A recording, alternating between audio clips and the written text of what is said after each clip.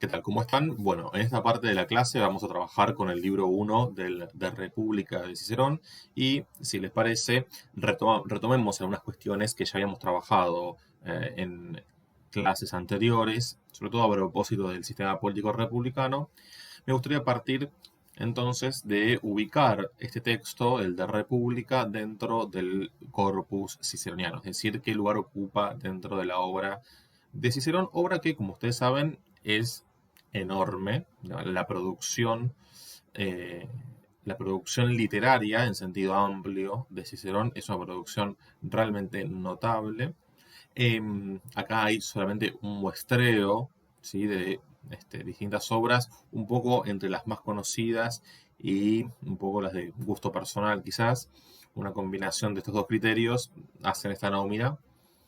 Digamos que podemos distinguir por un lado las obras que tienen que ver con la participación política de Cicerón, ¿sí? En la arena política, sus discursos políticos, sus discursos forenses.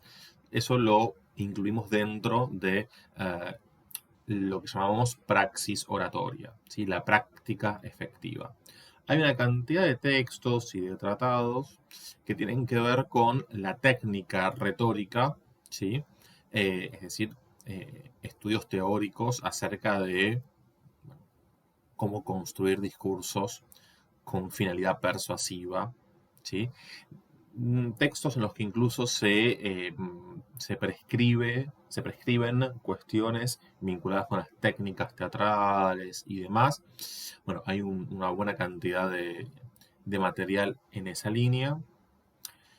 Estoy omitiendo, vale decir, el epistolario de Cicerón. Hay una cantidad de cartas al hermano, a Bruto, ¿sí?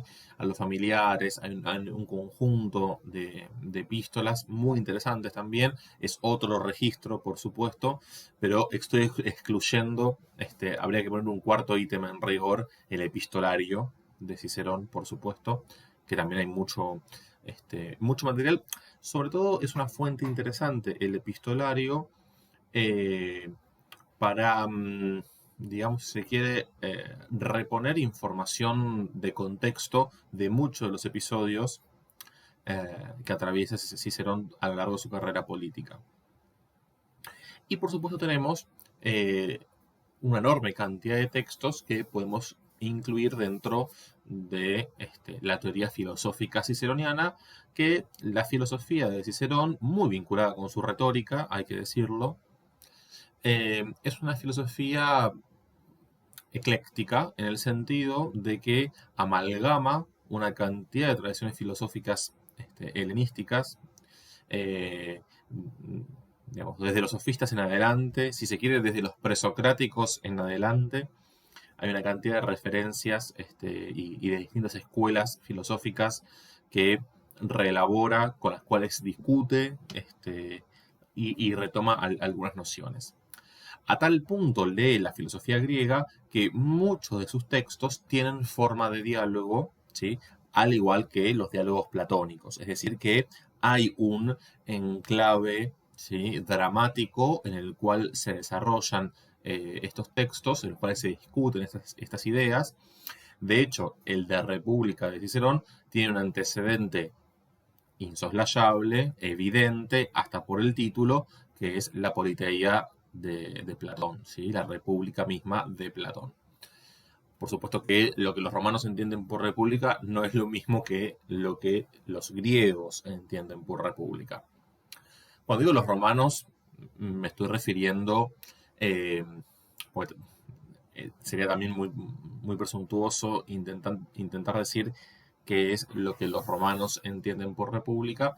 Podemos decir qué es lo que la clase dominante entiende por república.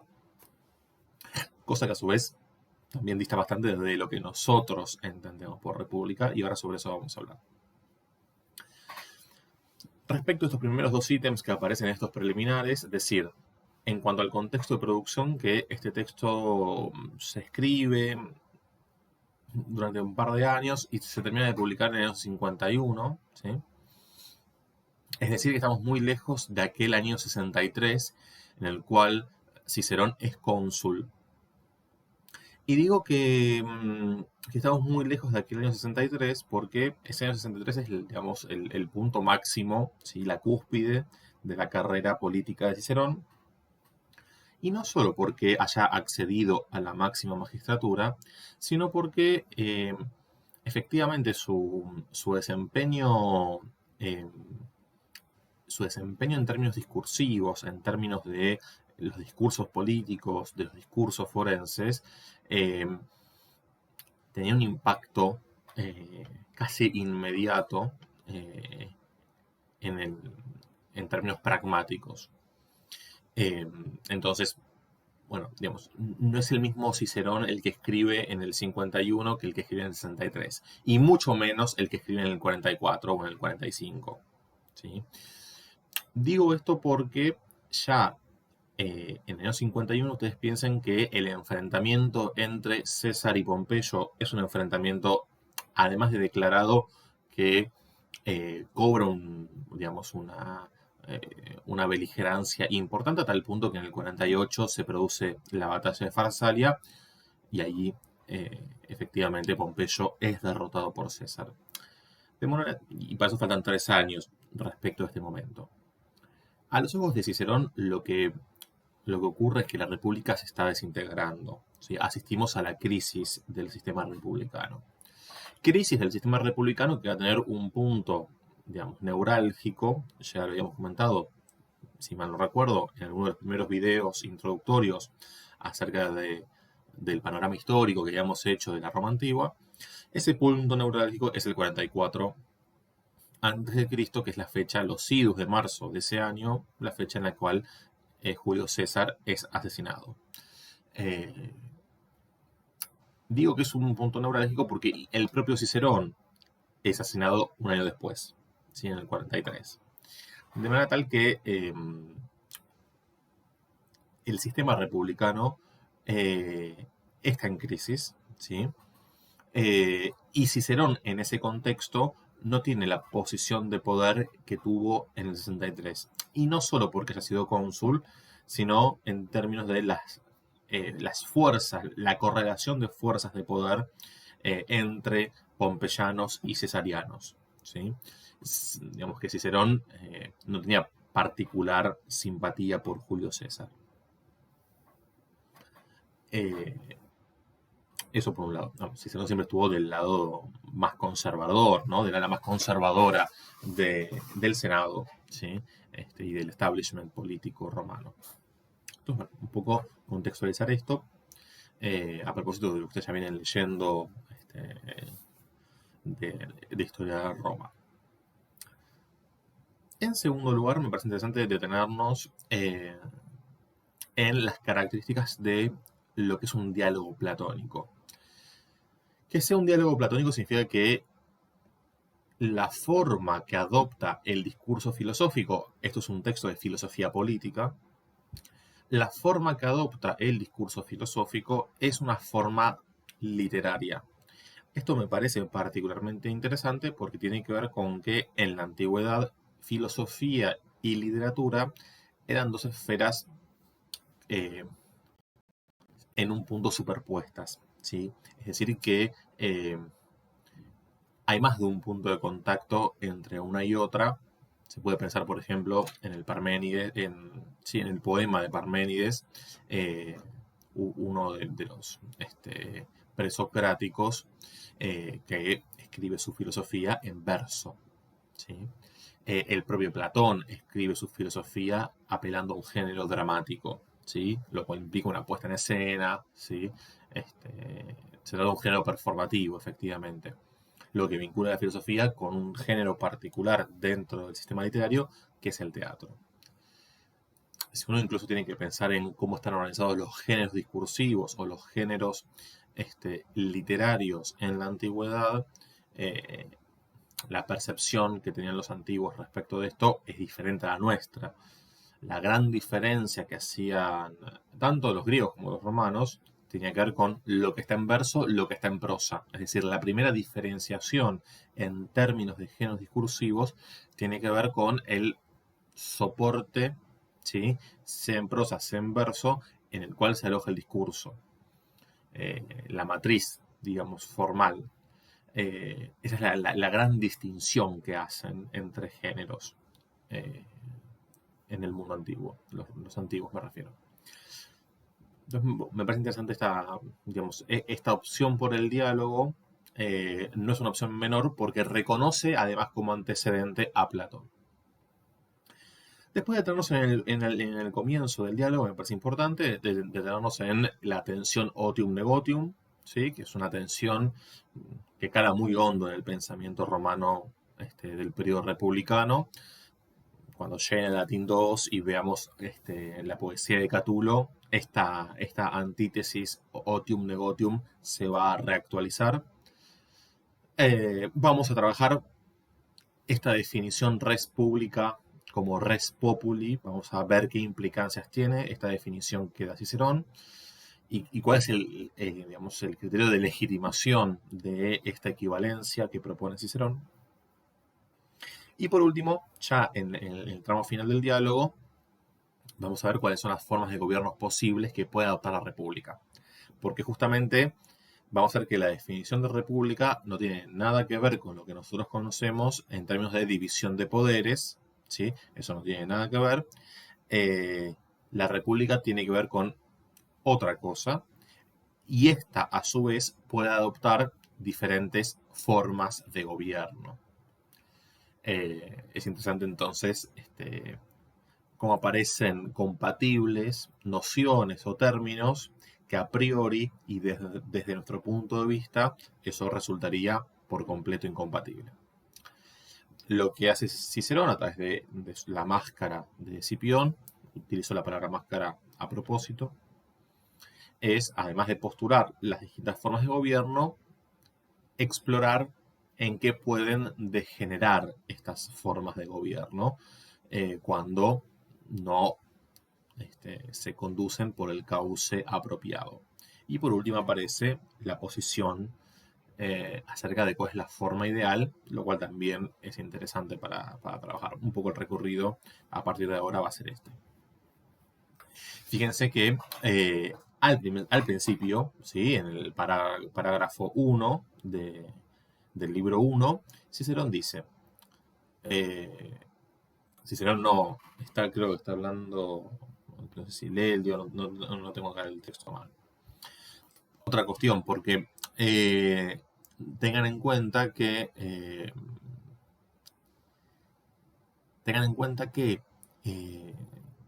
el estado del texto, el estado de transmisión del de República es bastante fragmentario, es decir, es una obra que no se transmitió muy bien a lo largo de los siglos, ¿sí? Hay muchas lagunas, hay partes que están repuestas por citas de otros autores, hay mucha tradición o transmisión indirecta de partes de la obra. Por eso, ustedes cuando leen el texto, ven que hay puntos, hay blancos, hay pasajes, lo que se llama pasaje corrupto, es decir, que falta una palabra o que falta una línea entera o falta un parágrafo entero, ¿sí? Hay lagunas textuales. Quiero decirles bien, me entró a mí la duda, quién está hablando, cuál de todos los personajes está hablando en este comienzo. Claro, porque no lo dice, por eso no me acordaba, porque no aclara quién es el personaje. Digo porque entra la duda, no lo tenía presente porque efectivamente no se consigna el personaje. Tengan en cuenta de que como es un diálogo, bueno, aparece el nombre de cada personaje. Me ha entrado la duda por eso. Bueno, sigo. Dice el texto, que en última instancia es Cicerón, por supuesto. Digamos, una cosa es el filósofo, autor de la obra, otra cosa es el personaje o la máscara que construye para vehiculizar su discurso, ¿no? Bueno, el enunciador de esto, en definitiva, dice: en verdad, todo discurso de estos filósofos, aunque contenga manantiales riquísimos de virtud y de ciencia, me temo, sin embargo, que, habida cuenta de sus actos y de las obras que ellos hicieron, resulte no habrá aportado tanta utilidad a los negocios humanos cuanto deleite a los socios. Bueno, acá aparece efectivamente esta tensión entre otium y negotium. Fíjense que el negotium, ¿sí?, implica, a partir de este elemento, la negación del otium. Por eso otium y negotium constituyen una antítesis, porque los negotia pública, ¿sí?, las ocupaciones o los negocios públicos, implican retirarse de la esfera del otium, ¿sí? En el caso de Cthulhu, lo que yo les decía anteriormente, el otium aparece hasta como condición de posibilidad de la poesía. Negotium es una palabra que efectivamente está ligada a la participación de la vida pública o de la vida política.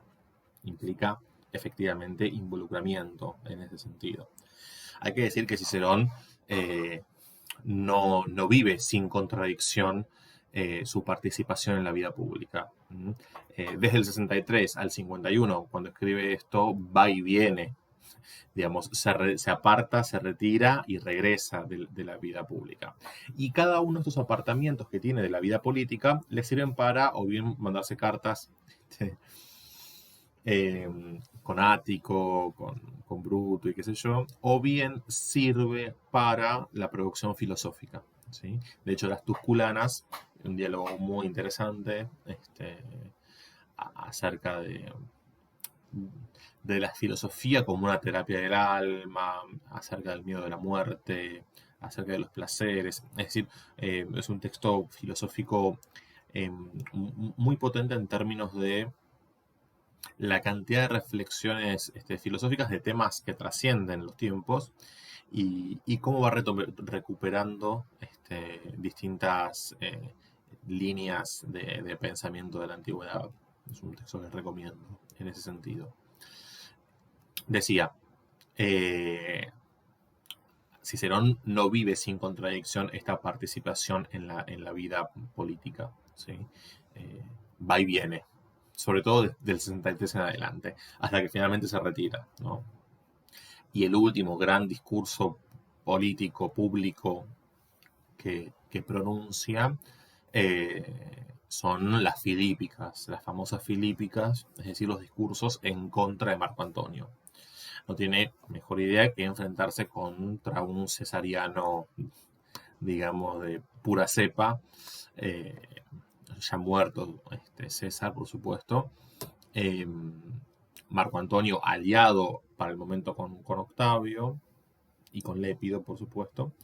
Bueno, después de los 14 discursos en contra de Marco Antonio, Cicerón encuentra la muerte. Lo matan, quiero decir.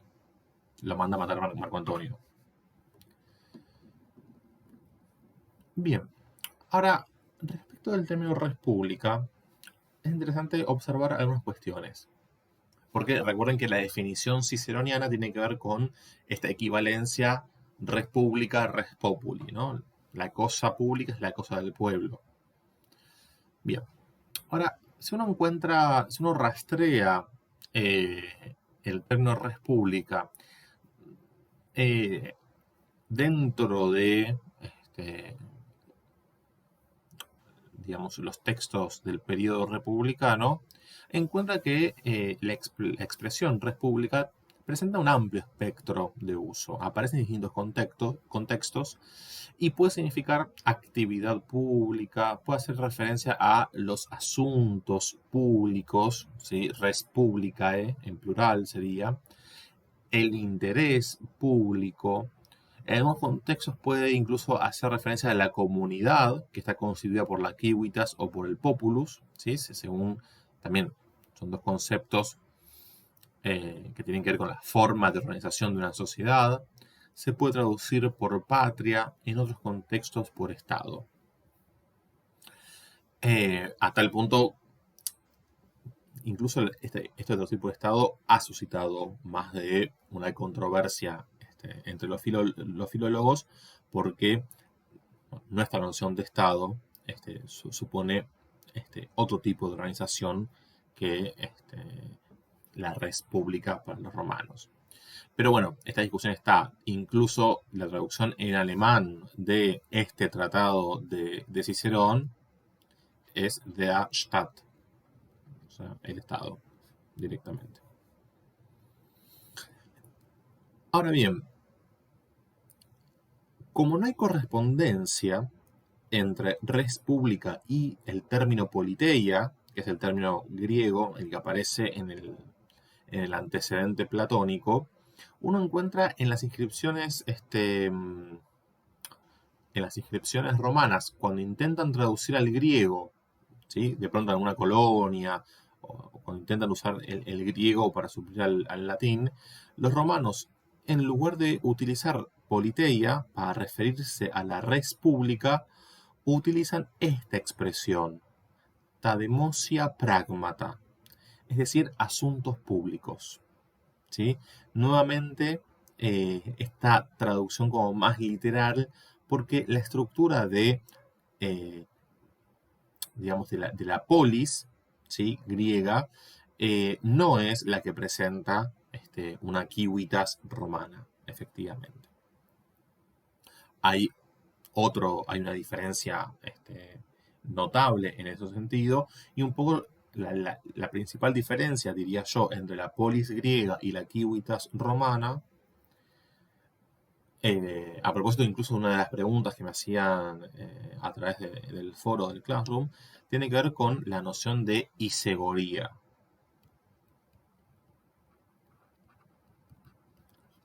La isegoría, es decir, la igualdad en cuanto a la posibilidad de uso y de acceso a la palabra en el espacio público, es una noción que viene de la mano del surgimiento de la polis.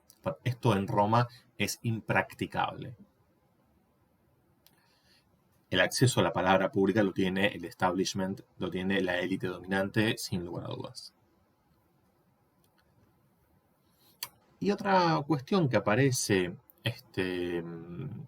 mencionada en un texto cercano en cuanto a la fecha de publicación y de circulación, que es un discurso a favor de Cestio, el Procestio, que las cosas públicas, ¿sí? Dice, ¿no? Res, ad communem utilitatem, ¿sí? Las cosas para el servicio o la utilidad común a las cuales llamamos públicas. Es decir que entre lo público y lo que tiene o lo que apunta a un servicio en común, parece que hay una ligazón estrecha. Ahora vamos a ver cómo se desarrolla esto en la definición probablemente ciceroniana de res pública. Esto como para empezar a introducir algunas nociones preliminares acerca de lo problemático que es el término res pública.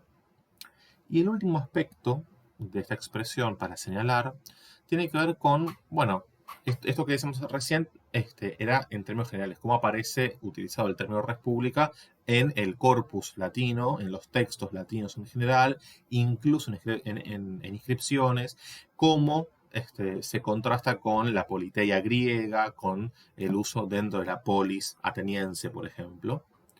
Y, bueno, si hay algún punto de contacto o es más bien una divergencia. Esto es digamos, estamos problematizando esto. Ahora, habida cuenta de lo anterior, ¿qué ocurrencias hay de la expresión del sintagma res pública ya no en el corpus de textos latinos, superstites, sino al interior del corpus ciceroniano? Y lo que es muy interesante es que sistemáticamente, y ni siquiera ahora, ya desde el 63, incluso antes, en discursos políticos de Cicerón antes, pero en las Catrinarias ustedes lo van a ver, que es el próximo texto que van a leer, ya aparece esta idea de que la res pública está sujeta a la violencia, a la ruina, a la destrucción, al peligro, a la calamidad, en fin, a una cantidad de agravios, ¿sí?, que la desestabilizan. La res pública en Cicerón es lo que hay que defender frente a todas estas amenazas. A tal punto es lo que hay que defender que lo que vamos a ver que ocurre en Cicerón, en los discursos de Cicerón, es el hecho de que él se erija como el defensor de la República. Y eso tiene que ver con esta preocupación sistemática acerca de la salus rei publica, es decir, de la integridad de la res pública. ¿Por qué?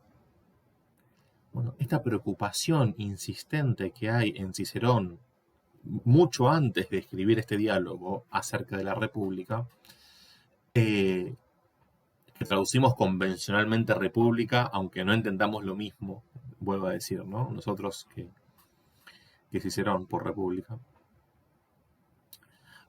¿Por qué esta preocupación por la integridad de la República? Y porque en definitiva, el futuro de la República, desde el punto de vista de la construcción discursiva que hace Cicerón de la República, está atado al propio futuro de Cicerón en la esfera política. Es decir, si la República corre riesgo, la República como Cicerón la entiende, y ahora vamos a ver cómo Cicerón la entiende, si la República corre riesgo, la posición de privilegio de Cicerón también corre riesgo. Esta es la construcción discursiva que hace el autor. El otro término que aparece en esta definición que ahora vamos a desarrollar, de res pública es igual a res populi, es la expresión res populi, que es la cosa del pueblo, ¿no? ¿Qué significa esto, la cosa del pueblo? Bueno, lo primero que hay que entender es que este segundo término de la equivalencia aporta el criterio de legitimidad a la forma de gobierno.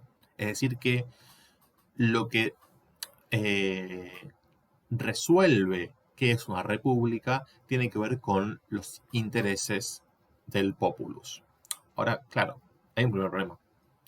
¿Qué es el populus? ¿Qué es el pueblo? ¿Qué entiende Cicerón por el pueblo?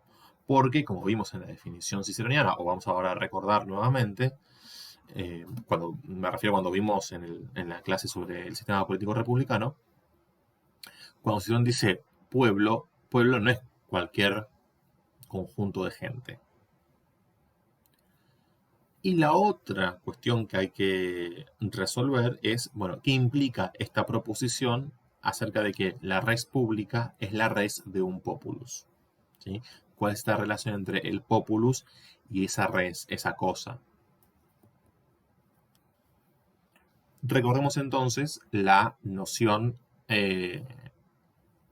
ciceroniana, la definición ciceroniana de república que comporta esta noción de populus, ¿no? Decía Cicerón en el parágrafo 39. Fíjense cómo demora Cicerón la definición de república en el diálogo. Así pues, la cosa pública, ¿sí? La república, la res pública, es lo que pertenece al pueblo. Pero pueblo no es todo conjunto de hombres reunidos de cualquier manera, sino el conjunto de una multitud asociada por un mismo derecho. Acá la expresión que utiliza es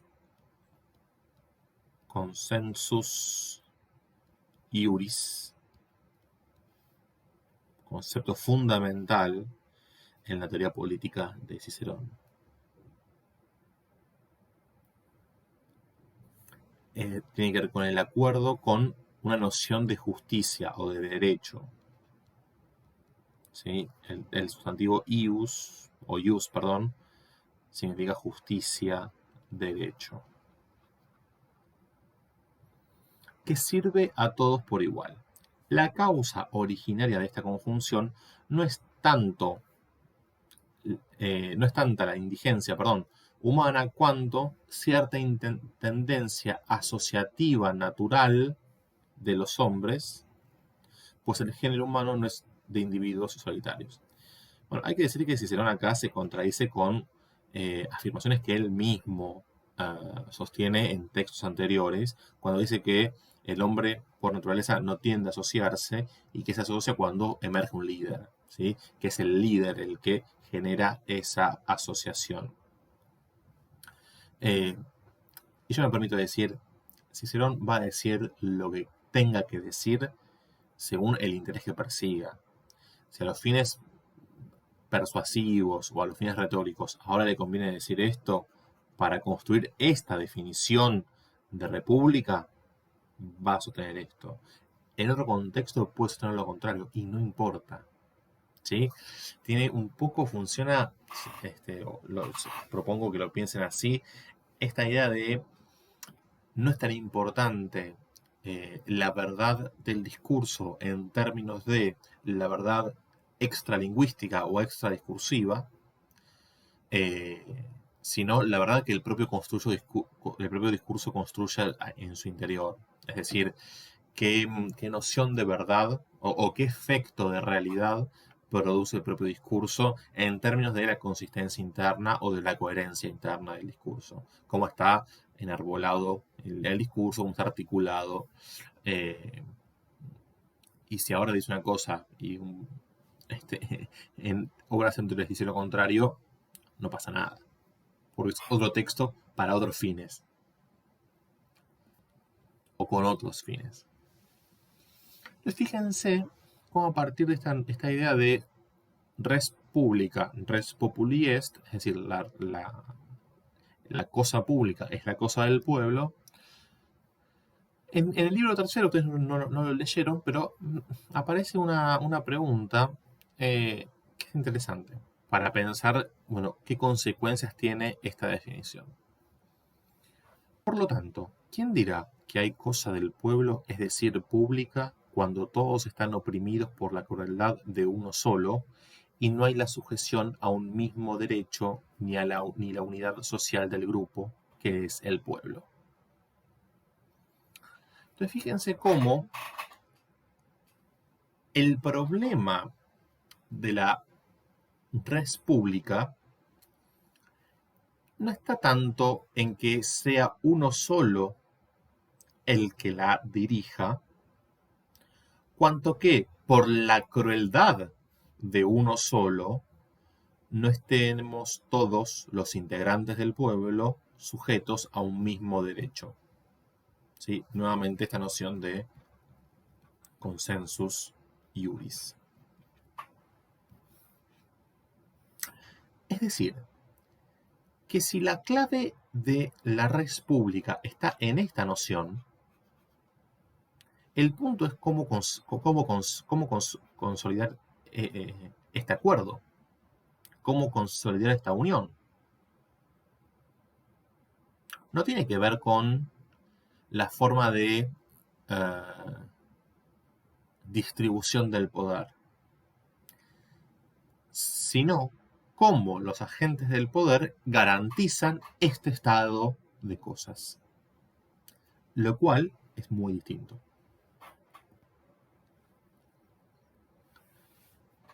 Entonces, a tal punto la noción de consensus es clave, ¿sí?, que implica justamente esto.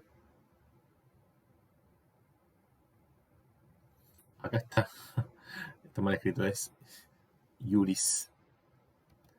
Societas iuris o comune ius. Es decir, una sociedad de derecho es aquella que está estructurada en torno a este consensus. El derecho común, la justicia común a toda la estructura del pueblo, es lo que garantiza que haya república. Ahora, ¿quién maneja o quiénes manejan la nave del Estado? Esa es otra cuestión. A tal punto es otra cuestión que traigo de colación un pasaje de la Ciudad de Dios de Agustín de Hipona, donde comenta este texto y este pasaje de Cicerón, y dice: res pública existe en tanto y en cuanto ésta es conducida de acuerdo con la justicia, sea por un solo rey, sea por un grupo de aristócratas, sea por el pueblo todo. En esta reformulación de Agustín, ¿sí?, fíjense cómo siglos después, ¿sí? Ya en la Edad Media, un filósofo está interpretando de esta manera el De República de Cicerón. El criterio está acá.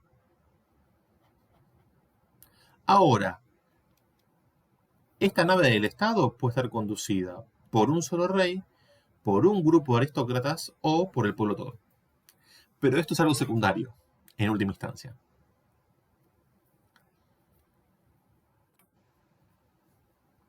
Entonces, volvamos al de República. ¿Cuáles son estas distintas formas de gobierno que pueden conducir los destinos de una república atendiendo a este criterio del consensus?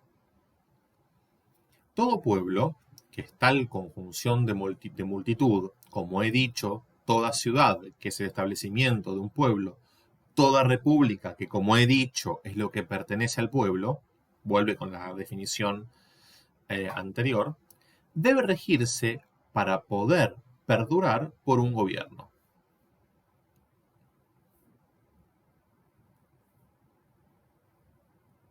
Toda república debe regirse para poder perdurar, que es lo que, por supuesto, interesa, por un gobierno. Este debe servir siempre y ante todo a aquella causa que lo es también de la formación de la ciudad. Es decir, la forma de gobierno puede ser cualquiera, insisto. Ahora, si atiende a este consensus que a los ojos de Cicerón refleja el interés del pueblo, bueno, veamos cuáles son las alternativas.